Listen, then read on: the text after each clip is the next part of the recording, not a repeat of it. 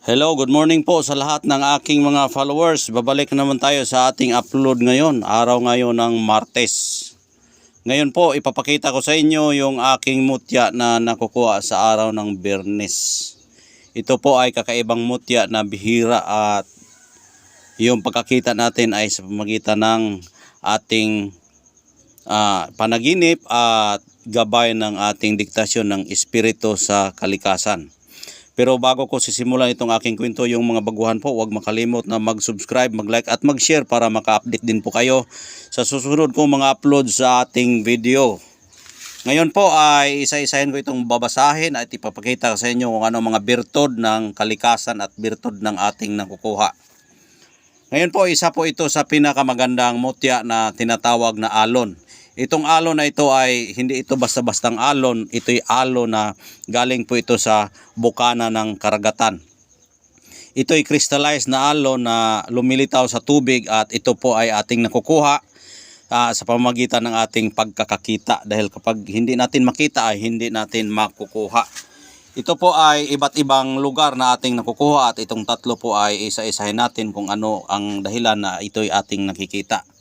Yung una po, ito po ay isang alon na mutya na nakikita natin sa bukana. Ito po ay crystallized at napakaganda po. Ito po ay lumilitaw sa tubig na umaalon siya, na lumilitaw siya, na sumasabay siya sa tubig sa alon ng dagat. At ito po ay napakagandang gamitin sa pandipinsa. At ito po ay flashlightan natin para makita ninyo yung hitsura. Ayan. Ayan po yung alon.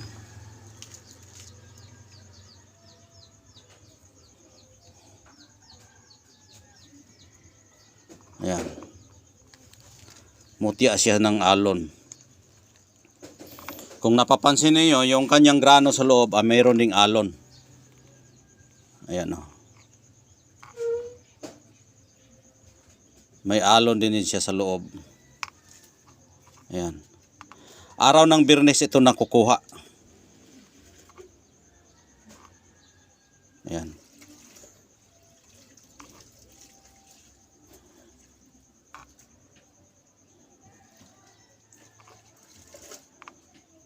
Ang alon kasi ay kahit gaano pa kalakas yung kalaban mo, kahit gaano pa gaano pa kalakas, ay hindi ka kaya niyang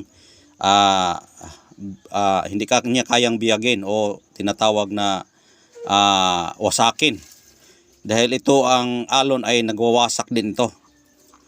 Maganda ito sa depensa, dahil kapag ito'y magagalit yung alon ay mawawasak talaga yung depensa mo. Ayan. Kaya maganda ito sa depensa.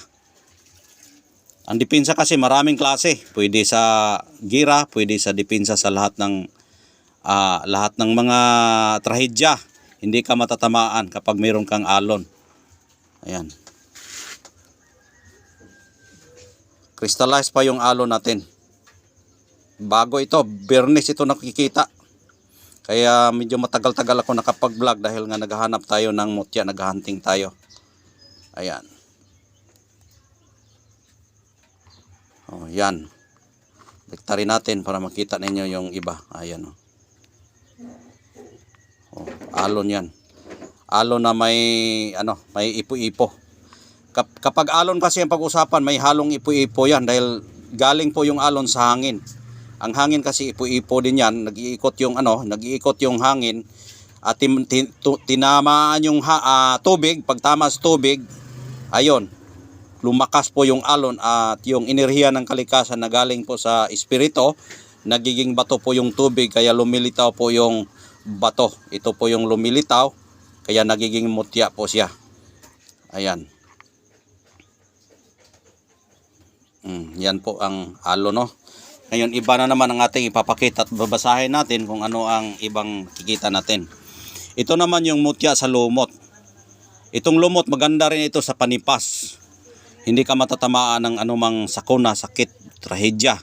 Ayan. Nakita ko po ito sa busay. Yung malakas ang pagbagsak ng busay, ito'y dumikit, ay yung lumot, nagiging bato na po siya. Ayan, nagiging bato na po itong lumot. Ayan. Tinanggal ko siya dahil ito'y dumikit. Dahil makapal na po yung lumot, ay pagtanggal ko yung lumot, nagiging bato na po siya. Ayan. Ito po yung puno dito, dito dumikit sa bato yung lumot at yung lumot ay nagiging bato na po siya. Ang lumot ay hindi rin basta-basta matatamaan kahit gaano kalakas yung baha o anong tubig na gaano kalakas, hindi matanggal po yung lumot. Kaya maganda ito sa depensa sa gira, kumbatan o proteksyon. Barang kulam daw hindi ka matatamaan. Bakit nasabi ko yan? Hindi nga matanggal sa kahit gaano kalakas po yung tubig na baha. O di ba? Malakas pa yung baha at yung baha ay gumigiba yan ng mga building. Kaya malakas talaga. Kaya itong lumot malakas magkapit sa bato. Kaya maganda ito sa depensa, panipas. Ayan. Panipas, hindi ka matatamaan sa anong trahedya. Itong tagatak naman, yan, tagatak po yan. Nakuha ko po ito sa kuweba, itong tagatak. Pangwasak ito sa mga taong masasama. Ayan. Pangwasak yan sa masasamang tao.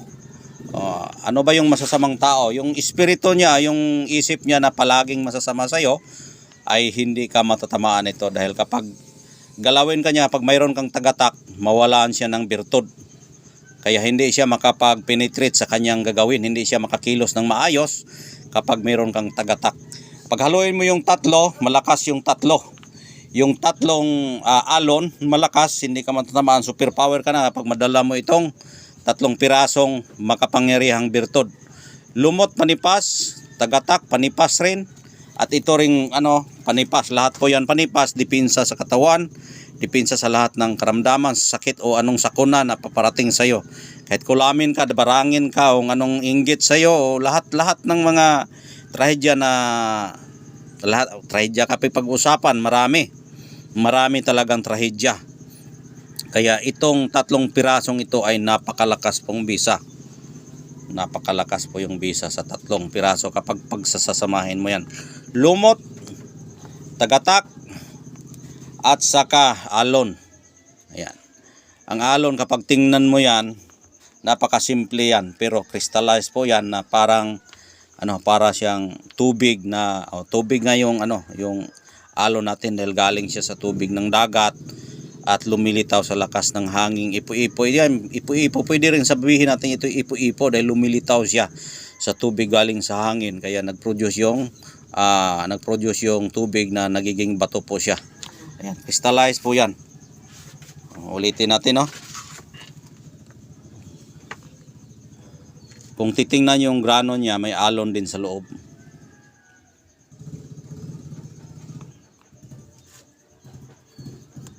Yan mga balod yan. May mga balod sa loob. Ayan mga balod. Kung igutin mo yan, parang ipo-ipo din yan, Pinapalibutan siya ng yung tubig. Kaya ang dahilan dito nagiging bato yan dahil sa hangin. Paglakas ng hangin, nag-produce siya ng virtudes na may kapangyarihan, kaya nagiging bato siya. Ayan maaari din pwede natin sabihin ito ipo-ipo ng tubig o pangil ng tubig. Pero dahil hindi natin sabihin na pangil siya dahil nakita natin sa actuals paglitaw nito, lakas yung hangin, lumilitaw galing sa alon, kaya alon ang tinatawag ko nito. Ayan At ulitin ko ulit, ito'y tagatak. Ayan po yung tagatak. Brown.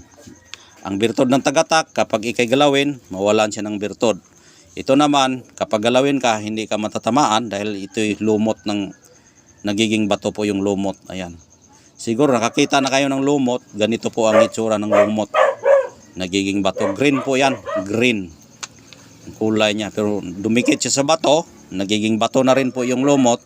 Kaya napakagandang gawing panipas. Ayon ang kanyang bertod. Ang panipas, maraming klase. Panipas, hindi ka natatamaan. Lahat ng sakuna, trahedya. Ito'y pampahaba rin ito ng buhay. Bakit? Dahil hindi ka matatamaan ng anumang sakit, ay siyempre humaba yung buhay mo. Ayan, lahat ito'y pampahaba ng buhay. Hindi ka matatamaan ng sakit, sakuna, trahedya sa iyong buhay kapag mayroon ka nito. O yun lang po ang aking masasabi at maraming salamat po sa inyong panonood at sa walang sawang pagsubaybay sa aking channel at God bless po sa inyong lahat.